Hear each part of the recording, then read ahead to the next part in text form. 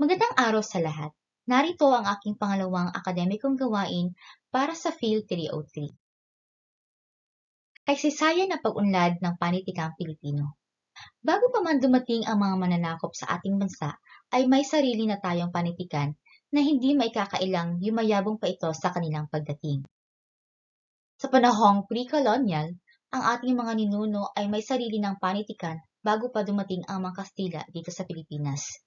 Nagtataglay ang panitikang ito ng kasaysayan ng ating lahi, mga kwentong bayan, alamat, epiko, kantahing bayan, salawikain, kasabihan, bugtong, palaisipan at iba pa. Gayon din, nag-aangkin din ang ating mga ninuno ng sariling baybayin o alpabeto, na kaiba sa kasalukuyang alpabetong Romanong dala rito ng mga Kastila. Ito ay ang katutubong alpabetong binubuo ng 17 titik na hawig sa mga ginagamit ng mga Indonesia o ng mga Malayo-Polynesian. Ang mga talang pampanitikan ng matatandang Pilipino ay sinunog ng mga unang prayle na lumunsad sa Pilipinas sa matuwid na iyon ay likha ng Diablo. Upang mapalaganap agad ang pananampalatayang Katoliko, ay sinunog ng mga prayle ang mga manuskriptong Tagalog na nasusulat sa matandang baybayin sa iba't ibang panig ng Pilipinas. Kabilang sa mga dinasunog ang mga kantahing bayan sapagkat ang mga ito'y halos nagpasalin-salin lamang sa bibig ng mga tao. Panahon ng kolonyal. Noong 1521, dumating ang mga Kastila sa Pilipinas. Ginamit ng mga Kastila ang panulat na alpabetong Romano kapalit ng abakadang alibata o baybayin. Nagdulot ng mabilis na pagkatuto ang mga katutubo dahil na rin sa pagkakalatag ng ilang paaralang Katoliko sa Maynila, Visayas at Luzon. Nagsagawa ng mga pananaliksik o pag-aaral ang ilang misyonaryong scholar. Tinapon nila at binuong muli ang matatandang panitikang pasalita at pasulat, saka pinasukan ng diwang Katolisismo. Malaking pagbabago ang naganap sa panitikan ng Pilipinas. Ito ay nagkaroon ng tuwiran at dituwirang pagbabago sa paksa. Ang tuwiran halimbawa sa mga aklat na nalimbag gaya ng katisismo. Sa dituwiran naman ay ang mga talambuha hinggil sa santo o nobena, mahahabang kwentong may paksang kabanalan at panrelihiyon. May tatlong anyo na panitikan ang lumaganap sa panahong ito. Ito ay ang patula, tuluyan at dula. Halimbawa sa patula ay ang berso, awiting bayan, dalit, dasal, pasyon, awit at korido. Sa tuluyan naman ay ang nobela, salaysay, kwento. Sa dula naman ay ang dulang panlansangan, dulang pantanghalan at dulang pantahanan. Sa panahon ng Amerikano, ang wikang Kastila ay nanamlay pagpasok ng bagong wika, ang Ingles. Mababanaag sa ating panitikan sa panahong ito ang pagpasok ng bagong kultura na dinaglaoy lubusang lumukob sa katauhan ng higit na nakararaming Pilipino. Naging sandata sa panahong ito ang lakas, wika at panipig. Nagpatuloy ang pagtuligsa sa mga dati at bagong silang na manunulat at naging palasak ang paksang nagtutungkol sa nasyonalismo at kalayaan. Panahon ng Hapon. Ang kainitan ng panitikang Pilipino mula noong 1935 hanggang 1941 ay biglang nanlamig sa pagdating ng mga Hapones. Nagsara ang mga panlimbagan. Pinahintulutang buksan muli ang lingguhang magazing liwayway sa pangangasiwa ni Kenichi Ishikawa.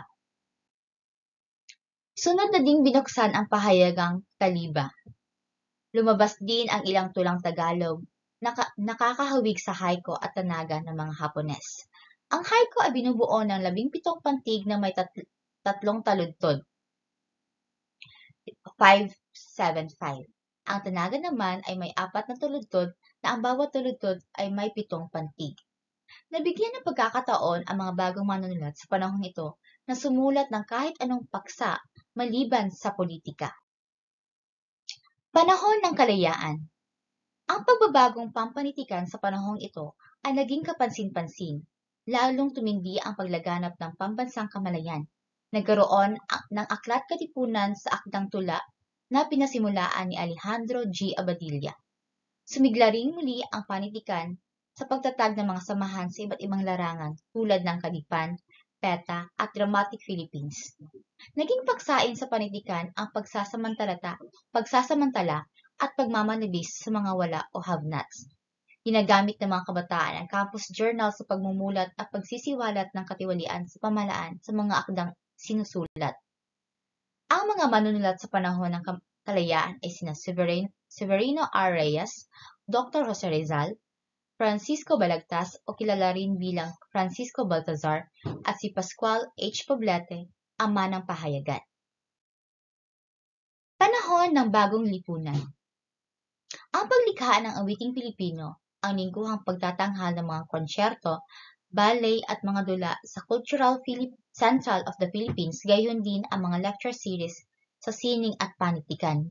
Muling naibalik ng dating unang ginang Imelda Marcos sa pagpapanibagong buhay ng ating sinaunang dula tulad ng Sinakulo, Embayoka ng mga Muslim at iba pa. Ang lingguhang babasahin tulad ng Kislap, Liwayway at iba pa ay may malaking naitulong sa pagpapaunlad ng panitikan.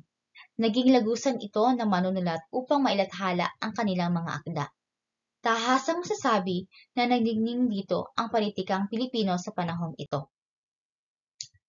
At ang panahon ng kontemporaryo. Ang mga manunulat na Pilipino ay patuloy na kumatha ng mga tula, maikling kwento, nobela at sanaysay na pumapaksa sa lipunan, kasarian at di kaya na may bunga ng personal na intensyon o pagnanais na magbahagi ng karanasan sa mga mambabasa. Higit na naging may malay ang mga Pilipino sa sining, kaalinsabay sa pag-usbong ng mga workshop dito sa bansa, pati na rin sa ibayong dagat. Malaki ang naging ambag ng mass media at internet sa pagbuo ng kamalayan ito. Ang mga tula sa kasulukuyan ay naglalaman ng halos walang kakimiang pagpapahayag ng tunay na damdamin ng mga makata. Isinilang ang mga iba't ibang parangal na iginagawad sa mga natatanging manunulat ng ating lipunan tulad ng Don Carlos Palanca Awards for Literature, Philippine Free Press, Philippine Graphics at Home Lives and Literary Panorama Award. Yun lamang po, maraming salamat sa pakikinig.